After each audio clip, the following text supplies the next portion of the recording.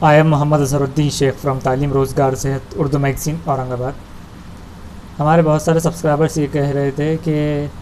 آپ کے ذریعے اور آپ کے چینل کے ذریعے یہ چیز بتائیے کہ ابھی لاک ڈاؤن بھی ہے، حالات ایسے ہے، تو کیا نمازیں صرف عورتیں ادا کر لے سکتی ہے گھر میں؟ حالانکہ مفتیان کا یہ کام ہے، آپ ان سے پوچھا کریں۔ لیکن چونکہ اب ہمارا بھی تعلیم سے متعلق ہے اور رمضان چل رہے ہیں، تو دین کی بات جو کہ ثابت ہے تو اسے بیان کرنے میں کوئی حرج نہیں، لیکن آپ یاد یہ رکھیں کہ جو بھی مسائل آتے ہیں تو آپ اپنے علماء سے پوچھا کریں۔ تو بات بہرحال یہ ہے کہ لاک ڈاؤن کی حالت میں کچھ یہ کہے بھائی صاحب نے کہ کیا عورتیں جماعت سے نماز بنا سکتی ہے؟ تو پہلے تو جیسے کہ علماء کہتے ہیں تو ہم نے ان کا ریفرنس دیتے ہوئے انہیں کہہ دیا کہ ویسے تو عورتوں کے لیے مطلب جماعت نہیں ہے، یا تو وہ یہ کر سکتی ہے کہ گھر میں کوئی خاوند ہے یا پھر جو بھی یعنی محرم ہے اپنا، تو اس کے ساتھ میں بھائی ہے، اس کے ساتھ میں اگر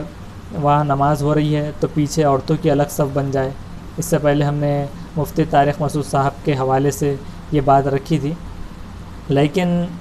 اب ان کا کچھ یوں کہنا تھا کہ اب اگر گھر میں اگر مرد حضرات نہ ہو اور صرف خواتین ہو، یعنی کہ زیادہ تر خواتین اور کچھ یعنی کہ نابالغ بچے، تو اس صورت میں کیا عورتیں جماعت بنا لے سکتی ہے کہ اب تو چلو ٹھیک ہے خاندانی ہے؟ تو ایسی صورت میں تو یعنی ایسا ہے کہ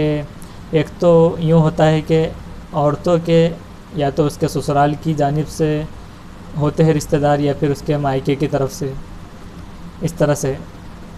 تو وہ حساب سے یا تو اس کے جو گھر میں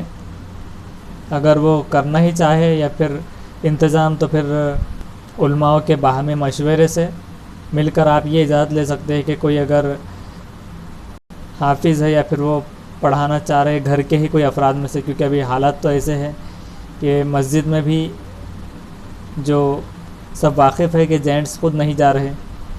تو ایسے میں خاص طور سے اسپیشل لیڈیز کے لیے کسی اور کا آ کر خیرات کرنا یہ بھی ایک حساب سے نامناسب ہے، جبکہ مفتی طارق مسعود صاحب یہ کہہ چکے ہیں کہ اچھا تو یہی ہے کہ انفرادی طور پر نماز پڑھ لی جائے، بھلے ہی وہ جمعے کی کیوں نہ ہو۔ اور انہوں نے یہ بات صرف عورتوں کے لیے ہی نہیں بلکہ جینٹس مرد حضرات کے لیے بھی کہی ہے کہ اچھا یہ ہے اب یہ لاک ڈاؤن میں کہ آپ اس طرح سے پڑھ لی جائے، اور اگر وہ کسی اور دوسرے علماء کو فالو کرنا چاہتے تو انہیں بھی کر سکتے ہیں، ان کے نظریے انہوں نے رکھ دیا۔ تو بات یہ بھی ہے کہ ایک تو ویسا نہیں کر سکتے اور عام حالات میں بھی نہیں ہے، اور امامت کا جو ہے تو آپ صلی اللہ علیہ وسلم کے دور سے ہی لے کر اس طرح سے کبھی ہوا نہیں کہ عورتوں کی امامت کی گئی۔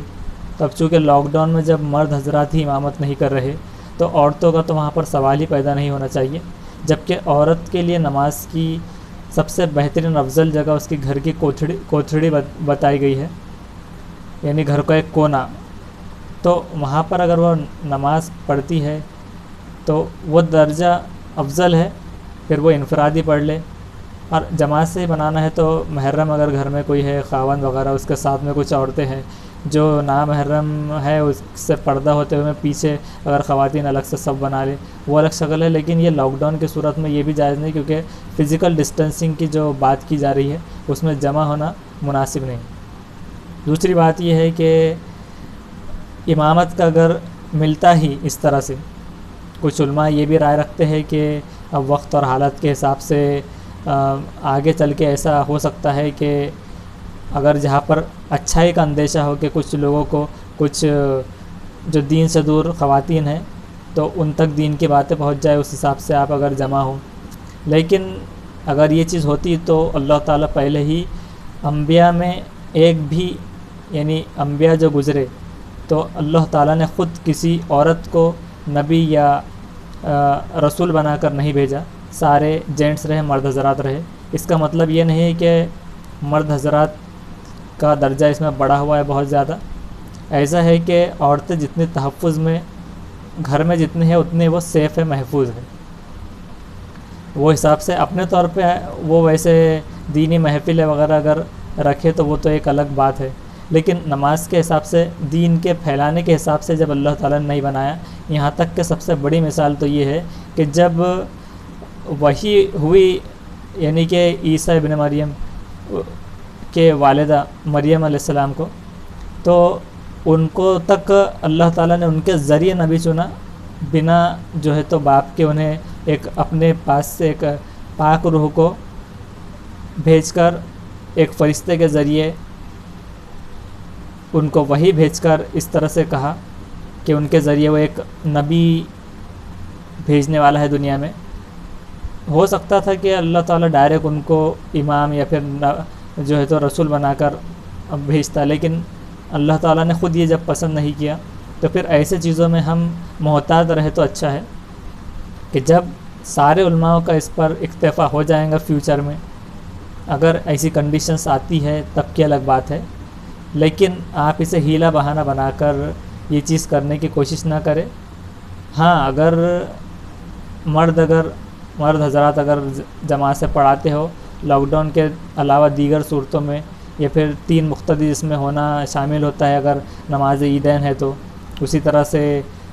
نماز جمعہ کے جو مسائل ہے اس کے حساب سے، تو اس میں اگر وہ شریک ہوتی ہے، یا پھر گھر میں جیسے کہ ایک اگر خاوند نماز پڑھا رہا ہے اس کے پیچھے 2 میں جیسی جماعت بن سکتی ہے عموماً ریگولر میں، اس حساب سے پیچھے کھڑے ہو کر عورت کھڑے ہو سکتی ہے، یا پھر زائد عورتیں ہیں جیسے کہ اس کی بہن وغیرہ گھر کے جو ہے تو محرم عورتیں، تو وہ پیچھے سب بنا لے سکتے ہیں۔ اگر مرد اور جینٹس مکس ہے تو مفتی طارق مسعود صاحب کے حساب سے پہلے جینٹس کی صف بنے بعد میں عورتوں کی، تو یہ طریقے وہ سارے بتا دیے گئے ہیں، ان کو بس فالو کریں۔ ورنہ ہوتا ایسا ہے اکثر کہ لوگ ہیلے بہانوں کی وجہ سے ایسے آگے چلے جاتے ہیں کہ جس میں آگے جا کر فتنے اور اندیشے ہوتے ہیں فتنے پھیلنے کے۔ اور یہاں تک کہ آپ صلی اللہ علیہ وسلم کے دور میں آپ صلی اللہ علیہ وسلم کی ایک حدیث ہے کہ جس میں انہوں نے کہا تھا کہ عورتوں کو مسجد جانے سے نہ روکا کرو، مطلب سختی نہ کرا کرو اس طرح سے اگر وہ جانا چاہے تو ایسا ہوتا تھا کہ آپ صلی اللہ علیہ وسلم کسی شخص کو بھی ایسا حکم دیتے تھے، جیسے کہ عورتوں کو اگر جب انہوں نے دیکھا تھا کہ وہ مسجد سے نکلنے کے بعد اس طرح راستوں سے چل رہی تھی کہ مردوں کو تکلیف ہو رہی تھی، تو جب آپ صلی اللہ علیہ وسلم نے انہیں کہا کہ راستے کے کنارے سے چلا کرو، تو تب سے لے کر وہ ایسی اتباع میں لگی رہی کہ ان کے جو چادریں جو ہے تو وہ یعنی کہ ان میں دیواروں سے چلتے وقت میں ایک حساب سے رگڑ کے حساب سے وہ اتنی زیادہ چلتی تھی کہ دیواروں سے وہ رگڑے جاتے تھے، اس طرح سے کچھ کہہ سکتے ہیں کہ اتنی زیادہ۔ اور اس کے علاوہ ہیلے بہانے کی اگر بات کریں ہم بہت باتوں میں، تو آپ صلی اللہ علیہ وسلم سے کئی مرتبہ ایسا بھی ہوا کہ کسی نے پوچھا کہ کیا جو غلیظ بیچ میں مٹی وغیرہ آتی ہے گندا کبھی کبھار پانی، تو اس صورت میں کیا ہم اپنے جو چادریں وغیرہ ہے تو وہ اٹھا لیا کر سکتی ہیں کہ ناپاک مٹی وغیرہ اگر بیچ میں آتی ہے، یعنی بہت زیادہ بھی نہیں کیونکہ انسان تو وہاں سے چلے گا ہی نہیں جو بہت زیادہ ناپاک ہے، لیکن ایسا اندیشہ ہو کہ جو زمین ناپاک ہو سکتی ہے جو مٹی یعنی اچھی دکھنے کے باوجود، تو اس میں جو رگڑے گا جو ان کا چادر ہے تو کیا اس کی وجہ سے وہ اس کو اٹھا لے سکتی ہے، تو اس کی تک اجازت آپ صلی اللہ علیہ وسلم نے نہیں دی تھی۔ اسی طرح سے آپ صلی اللہ علیہ وسلم الگ الگ اجازتیں دیتے تھے، جیسے کہ ایک شخص آیا کہ جس نے مانگا تو اس کو آپ صلی اللہ علیہ وسلم نے تو کلہاڑی کا انتظام کر کے دے دیا۔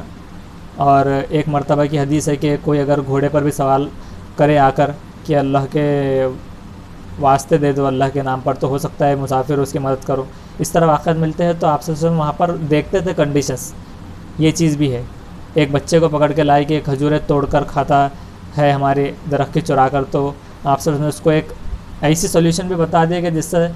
یعنی کہ حل ہو جائے مسئلہ۔ تو آپ صلی اللہ علیہ وسلم نے تاکید کرتے ہوئے کہا کہ آپ جو ہے تو نیچے جو پڑی ہوتی ہے کھجوریں اگر لینا ہی ہے تو وہ کھا لیا کرو، کیونکہ وہ ملکیت میں نہیں ہے، وہ خرابی ہونے والی ہے، لیکن پتھر مار کر ہو سکتا ہے اندیشہ ہو کسی کے سر پر لگے، اور وہ ڈائریکٹ چولی ہے کیونکہ اب یہ ملکیت میں ہے سامنے، لیکن ایک تو اجازت نہیں ہے۔